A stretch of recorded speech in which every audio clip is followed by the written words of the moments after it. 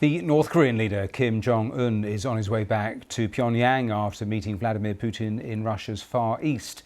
The Russian president promised help for North Korea's space program after its two failed launches this year. US officials suspect Moscow is seeking ammunition from North Korea to help with its war in Ukraine. Here's our Russia editor, Steve Rosenberg. Vladimir Putin and Kim Jong Un. Is this now a fine bromance?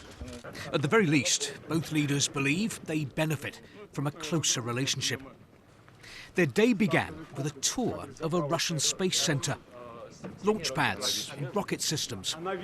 North Korea's reclusive leader was all ears. No surprise there, he wants help to develop his space and missile programmes.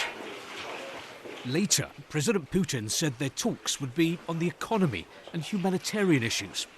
But was there a hidden agenda? In its war in Ukraine, Russia has been burning through ammunition. US officials believe that the Kremlin has been trying to do an arms deal with North Korea for munitions. If it has been, this former Russian foreign minister is unimpressed. It's very humiliating that a Russian ally is now in North Korea again. The great power would not go to North Korea for alliance or military supplies. But the Kremlin seems to believe that a great power is one that stands up to America. So was there an arms deal or wasn't there? We simply don't know.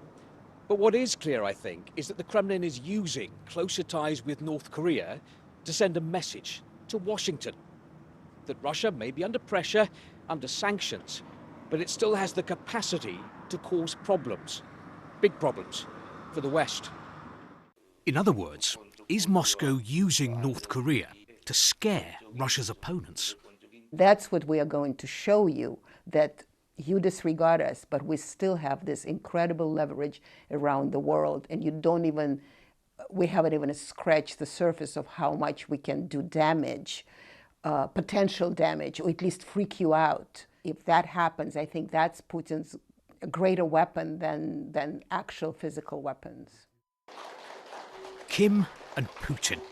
It's a marriage made not in heaven, but in a geopolitical maelstrom. Having a shared enemy, the West, has brought them together.